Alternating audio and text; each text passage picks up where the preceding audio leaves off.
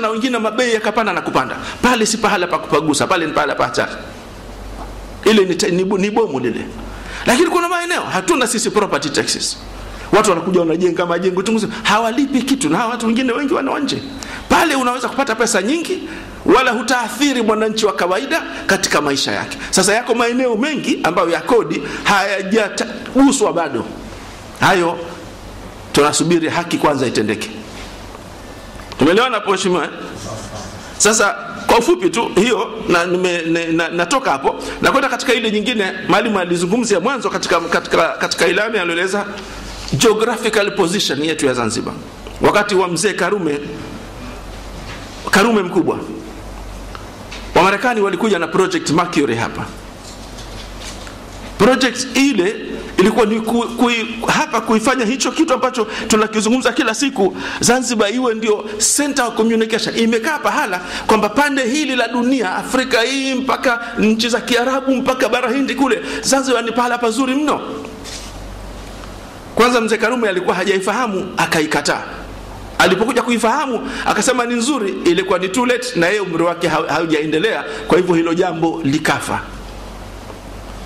Hilo jambo ni jambo la kuletea nchi fedha nyingi sana. Naisema kwa ufupi tu, twende mbele. Tatizo nyingine alilolieleza swala la fedha na sarafu. Hii nayo vile vile naomba niweke nukta moja, halafu labda nimalizia hapo, tungoje maswali. Kama kurefushe tutarefusha huko kwenye maswali. Tuna benki kuu.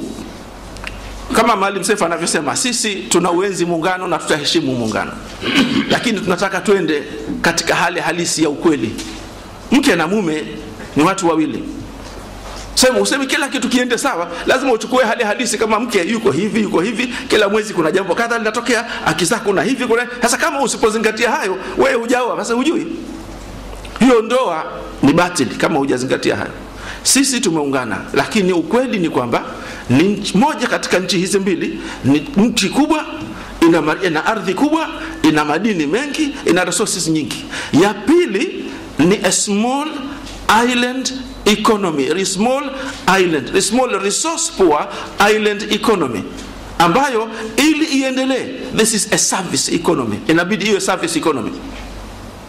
Haiwezekani sasa katika hali hiyo kwa fiscal policy za bara zikafaa Zanzibar, monetary policy za bara zikafaa Zanzibar. Kwa hivyo tuwe na muungano ambao hizi fiscal na monetary policies lazima ziwe ni discriminative.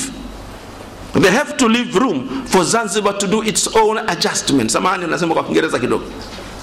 Kuwe na nafasi ya kufanywa adjustment kwa upande wa Zanzibar, ili zile sera zitakazokwenda Zanzibar ziwe zinafanana na hali halisi ya mazingira ya Zanzibar. Ndipo utataraji wa Zanzibari wataweza kuendelea. Vinginevyo hali itazidi kuwa mbaya kila siku. Leo na jana mtu mmoja wa Kibele katika mkutano wetu, tulikuwa na mkutano hadhara Kikungu huko shamba, anasema hapa Kibele ukiamka asubuhi ukikoga unaulizwa leo na safari ya kwenda wapi. Maana kukoga ni jambo la ajabu. Umekoga leo asubuhi, unakwenda wapi? Hapo Wazanzibari tumefikishwa pale hapo.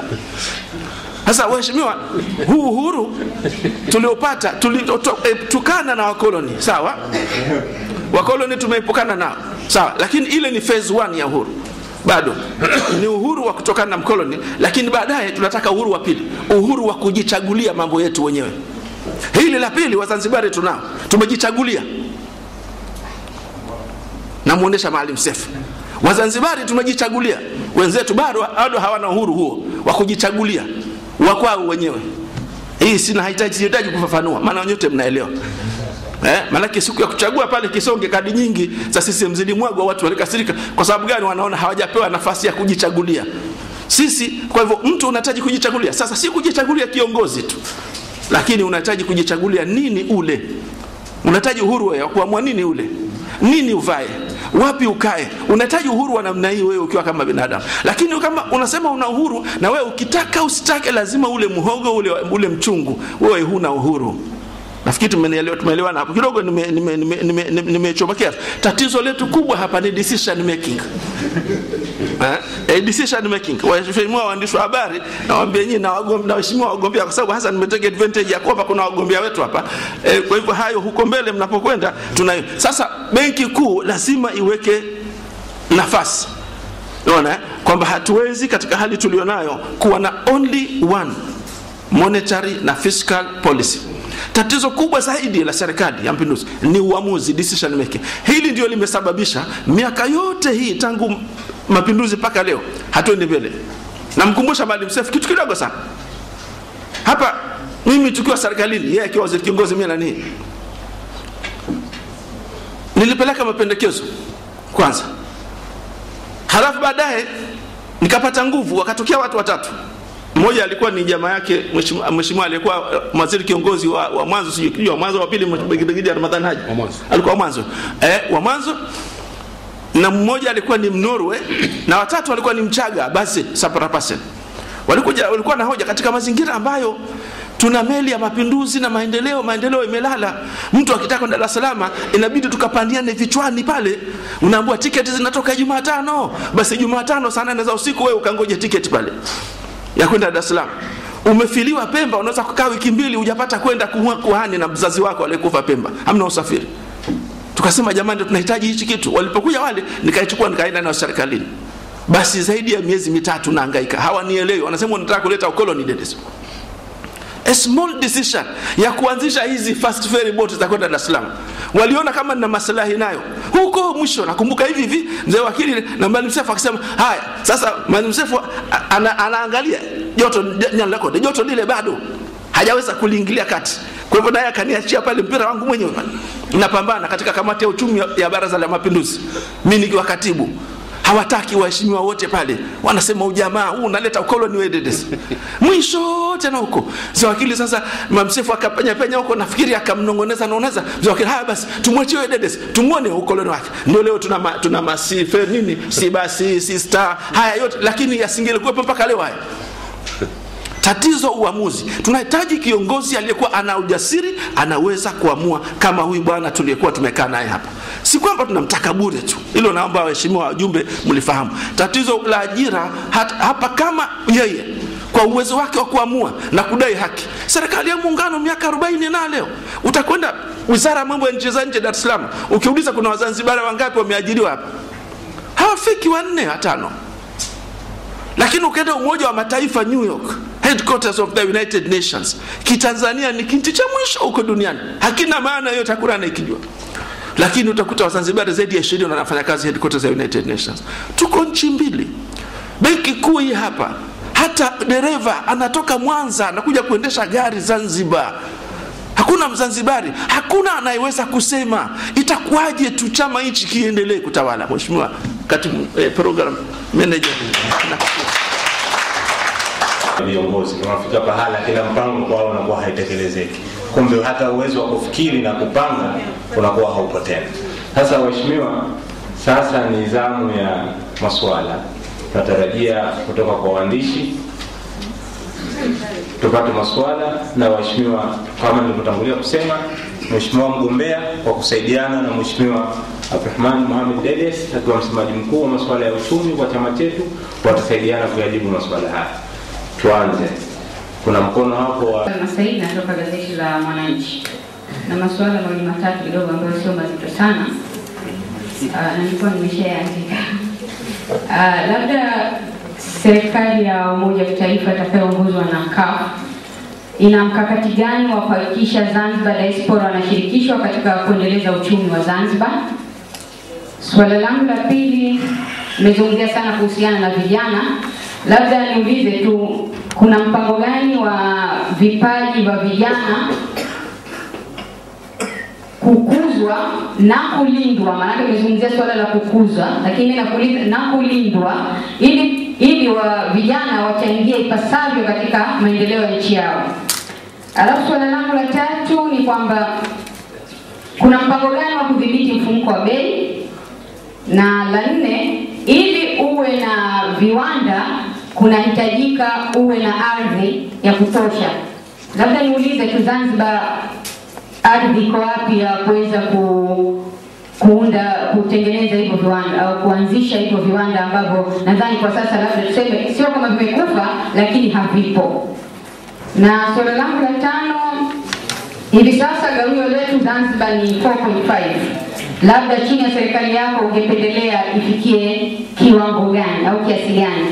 Na la mwisho, swala la ajira. Watu wengi ambao wanataka kuingia kuunda serikali, swala lao la mwanzo wanawazungumzia vijana, kuwapa ajira. Huoni kwamba kuahidi Wazanzibari kwamba watapata ajira kwa asilimia kubwa au vijana wote watapata ajira ni kuanza kujichanganya na kutoa ahadi ambazo itakuwa ni ngumu kutekelezeka? Asante. Ladies, ajibu haya ya kiuchumi, mfumuko wa bei, mfuko viwanda na ardhi, gawio na ajira.